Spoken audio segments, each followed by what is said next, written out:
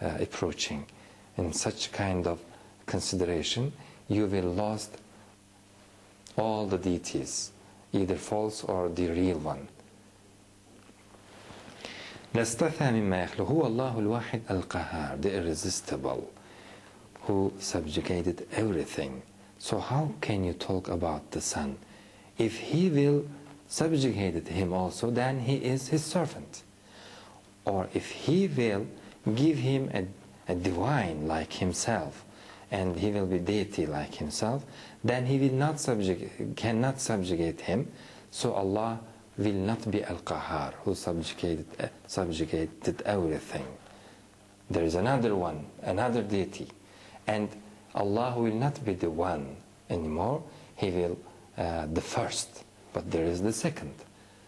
So look how we contaminate the uniqueness of Allah when we are talking about the Son. And no need to talk about the third, about the fourth, about the five, about the sixth. Okay, everything is damaged. The second is enough. And if you hear about some people talking about the third or the fourth, you will not, it will not disturb you too much, because okay, everything happened. The second is enough to correct everything. No need the third, because the one was the unique. The second or the third is already plural.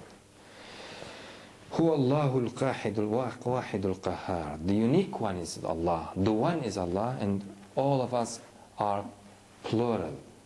If you are taking Allah in the second or the plural rank, then Allah will be the same with the creatures.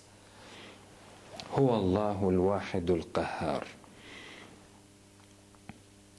خلق السماوات. In Arabic, when you say huwa, it means he, then everything understand. If you don't talk about a specific person, then everything understand that you are talking about he, the one, the only one creator, above the God.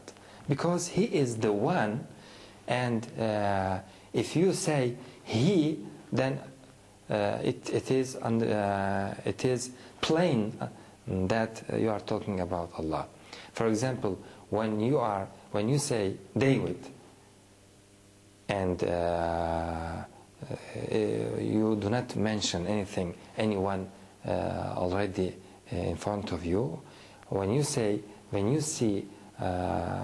David in anywhere, you will first remember David alayhi salam, because he is most famous with to be David. Allah is so famous, has so fame to be one. When you say one, everyone understands that you are talking about Allah, the only one. When you say he, then every man understand, every people understand that you are talking about Allah, because he is the one. He is already known one. No need to put a name to him. He is the one, so there is no confusion with the second. No need to many name. He is the one. He. Huwa. Huwa Allah. Who is he? He Allah. He is the one, the only one God. The one, the irresistible. خلق السماوات والأرض. He has already created the heavens and the earth. خلق السماوات والأرض. So what about the sun?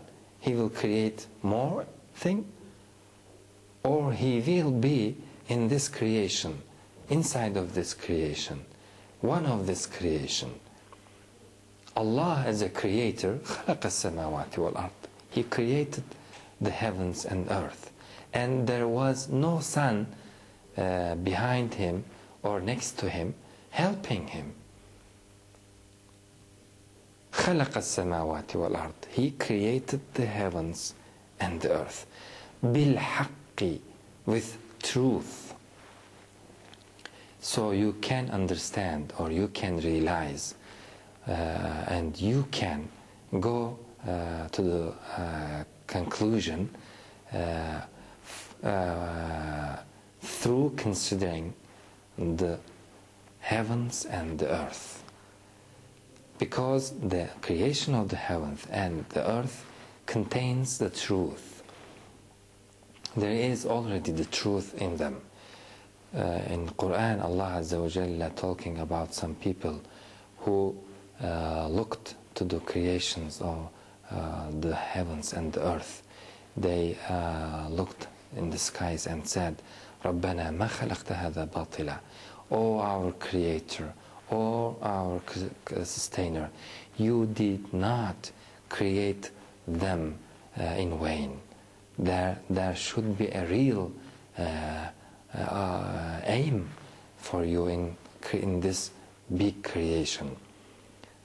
So Allah Azza wa Jalla say, خَلَقَ السَّمَاوَاتِ وَالْأَرْضَ بِالْحَقِّ. There is a real aim, a real objective to this creation. Do not consider that it is in vain, it is randomly creation. There is no a real aim for this life. There is no real purpose for this life.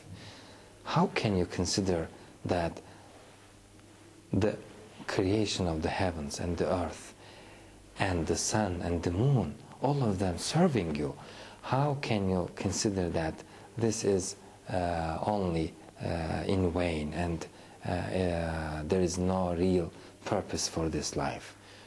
Allah Azza wa Jalla state that ما خلقنا السماوات والأرض وما بينهما لاعبين. We did not create them as a player. We are not playing here. There is a real, a serious thing in front of you. Look how everything is designed very carefully. You will understand from this carefulness that there is a real purpose and a serious conclusion for this life. When you contemplate about the intelligence of the creation and the carefulness in this design, in yourself especially, and in your life surrounding you and in the skies, you will understand that there should be a real purpose for this life. So when the heavens serving you and when the earth serving you, you are living in it, they are not doing this job in vain. Look how big look how big they are. Can you consider that the creation, all of them, is in vain?